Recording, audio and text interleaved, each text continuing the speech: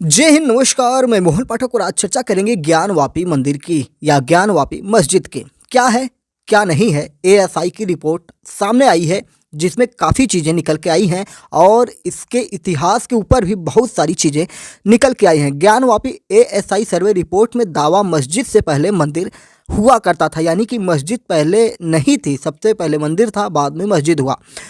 भगवान शिव के 3 नाम यहाँ पर मिले हैं, 4 भाषाओं की लेखनी भी यहाँ से प्राप्त हुई है। सब कुछ डिटेल में हम आपको बताएंगे। तो चैनल पर नए हैं तो एमपीएस हिंदी को सब्सक्राइब करके डेली करंट अफेयर्स और न्यूज एनालिसिस के लिए हमारे साथ जुड़ सकते हैं। वाराणसी में ज्ञानवापी की एएसआई सर्वे रिपोर्ट सार्वजनिक कर दी गई है। 839 पेज की रिपोर्ट हिंदू मुस्लिम पक्ष को सौंपी गई है। हिंदू पक्ष के वकील विष्णु शंकर जैन का दावा है कि रिपोर्ट में मंदिर होने के सबूत मिले हैं। सर्वे रिपोर्ट से सब कुछ साफ हो गया है। मंदिर तोड़कर मस्जिद बनाई गई थी। इसके 32 सबूत मिले हुए हैं। 32 सबूत इसमें मिले हुए हैं। हिंदू पक्ष का कहना है कि रिपोर्ट में दीवारों पर कन्नड़, तेलुगु, देवनागरी और ग्रंथा 4 भाषाओं में लेखनी मिली है, यानी कि जो हमारी यहाँ की भाषाएं हैं वो मिली हुई हैं। भगवान शिव के 3 नाम जनार्दना, रुद्र और ओमेश्वर भी लिखे मिले हुए हैं। मस्जिद के सारे पिलर पहले मंदिर के थे, जिन्हें मॉडिफाई करके मस्जिद में इस्तेमाल किया गया। मस्जिद की पश्चिमी दीवार स्पष्ट है कि यह मंदिर की दीवार है। वहाँ पर जो अवशेष मिले हैं वो मंदिर के हैं।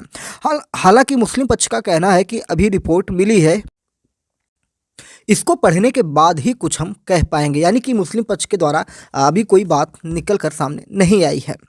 24 जनवरी की वाराणसी कोर्ट ने सर्वे रिपोर्ट की हार्ड कॉपी दोनों पक्षों को देने को लेकर फैसला सुनाया था, यानी कि 24 जनवरी 2024 को ये फैसला आया था और आज ही ये चीज़ें निकल के आई हैं, यानी कि 25 जनवरी को ये चीज़ें, यानी कि जो पेपर था वो लोगों को सौंप दिया गया है, जो भी इसके पैरोकार थे।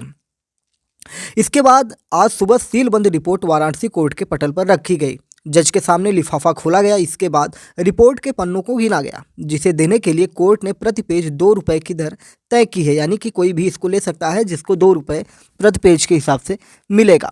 जिला जज अजय कृष्ण और विश्वेश्वर ने कहा, दोनों पक्ष रिपोर्ट के लिए अप्लाई कर सकते हैं। रिपोर्ट में मिलने के बाद दोनों पक्ष 6 फरवरी तक आपत्ति भी दर्ज करवा सकते हैं। इसके बाद हिंदू पक्ष की तरफ से विष्णु शंकर जैन और सुधीर उपाध्याय, चारों वादिनी महिलाएं और मुस्लिम पक्ष के वकील अखलाक अहमद समेत 13 लोगों ने रिपोर्ट के लिए आवेदन किया। इसके बाद रिपोर्ट की फोटोकॉपी कराई गई। फिर हिंदू पक्ष के वकील विष्णु शंकर जैन और सुधीर उपाध्याय और मुस्लिम पक्ष के अखलाक अहमद को रिपोर्ट सौंपी गई।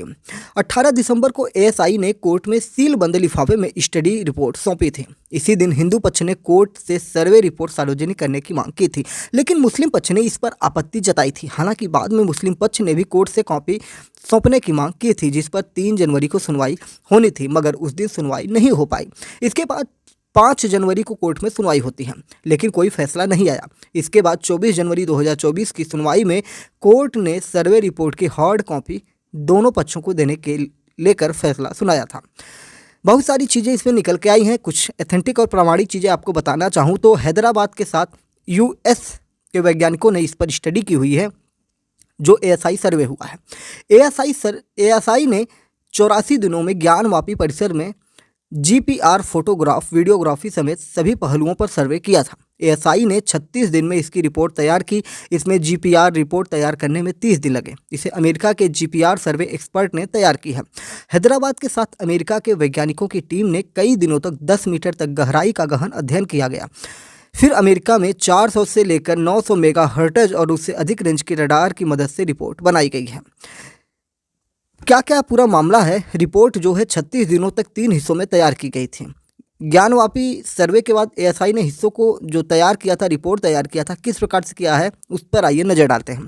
पहली कॉपी ऊपरी हिस्सों में दिखने वाली आकृतियों की है, जिसमें स्थलीय बनावट, काल और समय आदि का डिटेल दिया गया है। दूसरी कॉपी में जमीन के अंदर की जीपीआर सर्वे की डिटेल को शामिल किया गया है। इसमें तरंगों के जरिए ग्राफ बनाया गया है और उसके नीचे मौजूद अवशेषों का एक्सरे किया गया है। उसकी रिपोर्ट डिजिटल और ग्राफिक्स में तैयार की गई है। तीसरी कॉपी में वीडियोग्राफी को स्थान के साथ मार्क किया गया है। ज्ञानवापी में 3 स्तर पर तैयार रिपोर्ट को दिनों के अनुसार पीपीटी स्लाइड में तैयार किया गया है और उस पर दिन की प्रगति को अलग अलग से उल्लिखित भी किया गया है, यानी कि उस दिन जो जो प्रगति हुई थी उसको अलग अलग से लिखा गया है, उल्लिखित किया गया है, संबोधित किया गया है। ज्ञानवापी मामले की क्या टाइम लाइन रही है, अगर हम उसकी बात करेंगे तो दैनिक भास्कर के अनुसार सिंगार गौरी ज्ञानवापी मामले में 5 महिलाएं राखी सिंह, सीता साहू, लक्ष्मी देवी, मंजू और रेखा पाठक ने 18 अगस्त 2021 को एक याचिका वाराणसी सिविल जज सीनियर डिवीजन की अदालत में दायर की थी। इस केस में साधारण कमीशन सर्वे की रिपोर्ट ने मई 2022 में सर्वे की अनुमति दी। सर्वे 14 मई 2022 को शुरू हुआ था। कोर्ट के साधारण कमीशन सर्वे के दौरान 15 मई को वजू खाने का पानी निकालकर सर्वे करने की बात हिंदू पक्ष ने कही। 16 मई को कोर्ट के साधारण सर्वे के कमिश्नर विशाल सिंह ने उसकी सफाई करने को कहा। वजू खाने का कुछ ही पानी निकलने के बाद उसमें शिवलिंग जैसी आकृति दिखाई पड़ी थी।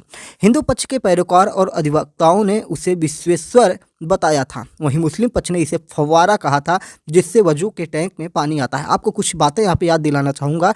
इन्हीं जो शिवलिंग है और फव्वारा है, इन्हीं विवादों के बीच में नुपुर शर्मा वाला मामला सामने निकल के आया था और मुसलमानों द्वारा जब उनके आराध्य यानी कि जो मोहम्मद साहब हैं, उनके बारे में नुपुर शर्मा ने कुछ बातें कही, क्योंकि उनके सामने जो मौलाना बैठे थे या जो भी मुस्लिम के पक्षकार बैठे थे, उन्होंने उस शिवलिंग को अपशब्द बोले, गाली गलौज की। उसके बाद नुपुर शर्मा ने भी उनके विरोध में कुछ बातें कही जो कि सही नहीं थी, ना उधर से सही थी ना इधर से सही थी। और जिसके बाद हिंदू पक्ष के लोगों ने कुछ नहीं किया, लेकिन मुस्लिमों ने सड़क पर उतरकर पत्थर फेंके, लोगों को मारा। उसके बाद कई लोगों के घर बुलडोजर से गिराए भी गए, उत्तर प्रदेश हुआ और भी जगह हुए। तो इस प्रकार से सांप्रदायिक तनाव भी सामने निकल के आया था इसी मामले में। तो ये चीज़ें मैं थोड़ा सा आपको रिकॉल करा दूं कि जो नुपुर शर्मा वाला मामला था, यही मामला था, यहीं से जो शिवलिंग और फव्वारे के बीच जो लड़ाई चली थी। हिंदू पक्ष की याचिका पर 18 मई को इस वजू खाने को सील कर दिया गया। तब से यह वजू खाना सील है। ऐसे में जिला प्रशासन हर शुक्रवार को नमाजियों के लिए कोर्ट के आदेश पर पानी की वैकल्पिक व्यवस्था करवाता है। इस वजू खाने के अंदर मिले शिवलिंग की साइंटिफिक जांच की बात हिंदू पक्ष ने कही, लेकिन कोर्ट ने इस पर रोक लगा दी है। जनवरी 2024 को अंजुमन इंतजामिया मस्जिद कमेटी ने मछलियों के मरने के बाद उठ रही दुर्गंध के कारण हो रही दिक्कत को देखते हुए इस टैंक की सफाई का प्रार्थना पत्र कोर्ट में दिया। इसके बाद हिंदू पक्ष ने सुप्रीम कोर्ट में इस वजू टैंक की सफाई करवाने के लिए प्रार्थना पत्र दिया, जिस पर सुप्रीम कोर्ट ने आदेश दिया कि डीएम के सुपरविजन में यह कार्य किया जाएगा। फिर उसके बाद कोर्ट के आदेश के बाद 26 लोगों की टीम ने 2 घंटे में पानी निकाला और वाराणसी के जो डीएम थे वो वहां पर मौजूद थे और उस मंदिर को यानी कि उस शिवलिंग को स्वच्छ किया गया था। और ये पूरा रहा अब तक का मामला जो हुआ था, यानी कि जो एएसआई की रिपोर्ट है वो सामने आ चुकी है। अब देखने वाली बात होगी कि आगे क्या होता है, क्योंकि बड़ी रोचक कहानियां निकल के आ रही हैं। आपने देखा है कि इसी तरह से कोर्ट के आदेश के बाद राम जन्मभूमि मंदिर बनकर तैयार है, जिसका उद्घाटन भी हो चुका है। और उसके पूरे इतिहास को हमने बताया है, लगभग 10 वीडियो में हमने बताया है। उसमें 1-2 वीडियो वर्तमान से संबंधित हैं, लेकिन उसमें करीब 7 से 8 वीडियो ऐसे हैं जो राम मंदिर से जुड़े प्रामाणिक तथ्यों के साथ है। तो आप इसी एमपीएस हिंदी चैनल पर जाएंगे और खोलेंगे तो आपको प्ले लिस्ट मिल जाएगी राम जन्मभूमि मंदिर के नाम से। उसको अगर आप राम मंदिर के नाम से इतिहास जो है उसका अगर आप चेक करना चाहते हैं, सुनना चाहते हैं और जानना चाहते हैं, जो प्रामाणिक है उसको जानना चाहते हैं, तो आप वहां पे जाकर सुन सकते हैं। और अपने विचार भी ज्ञानवापी एएसआई सर्वे रिपोर्ट पर जो दावे किए जा रहे हैं, जिसमें ये दावा किया जा रहा है कि मस्जिद से पहले मंदिर था, तो क्या आपके विचार हैं, आप भी कमेंट बॉक्स में बता सकते हैं। जय नमस्कार, भारत माता की जय। चैनल को सब्सक्राइब करना बिल्कुल भी ना भूलिएगा।